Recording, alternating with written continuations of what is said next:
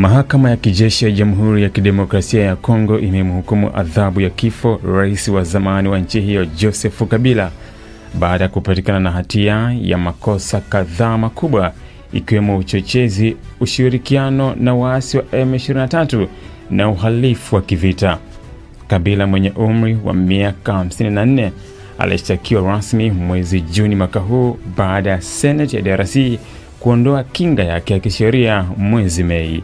Serikali ilimtuhumu kwa kushirikiana kwa karibu na kundi la waasi la M23 pamoja na Rwanda katika kile kinachodaiwa kuwa njama ya kupindua serikali iliyopo madarakani na kuchochea machafuko mashariki mwa nchi hiyo. Katika kesi hiyo ilisikilizwa na mahakama ya kijeshi ya juu mjini Kinshasa. Kabila alipatikana na hatia ya makosa 6 makubwa ikiwemo usaliti dhidi ya taifa, kushiriki njama ya mapinduzi, uhalifu wa kivita, uhalifu dhidi ya ubinadamu, mauaji na ushirikiano na kundi la kigaidi. Mahakama ilitoa hukumu hiyo kwa kutokuwepo kwake, huku Kabila akidaiwa kuwa mafichoni nje ya nchi. Aidha, mahakama iliagiza Kabila kulipa fidia ya dola bilioni 50 kwa waathirika wa uhalifu na kwa serikali ya DRC.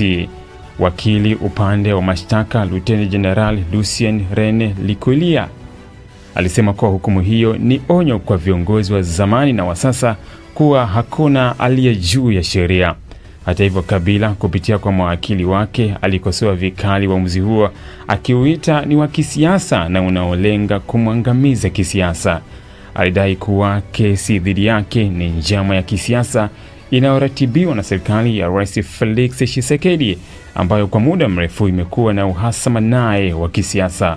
Kundi la M23 limekuwa likilaumiwa kwa mauaji na ukiukwaji mkubwa wa haki za binadamu mashariki mwa DRC, huku mashirika pia ya haki za binadamu yakifuatilia kwa karibu mwenendo wa kesi hiyo na kuonya dhidi ya matumizi ya mahakama kwa malengo ya kisiasa. Kufikia sasa haijafahamika wazi iwapo hukumu hiyo ya kifo itatekelezwa, hasa kwa kuzingatia kwamba Kongo ilikuwa na marufuku ya muda mrefu dhidi ya utekelezaji wa adhabu hiyo. Ili kuwa mwanafamilia bora wa Global TV, usisahau kusubscribe, like, kushare na kucomment. Baada ya kusubscribe, bonyeza alama ya kengele ili kupata taarifa kwa kila video inayopanda Global TV Online.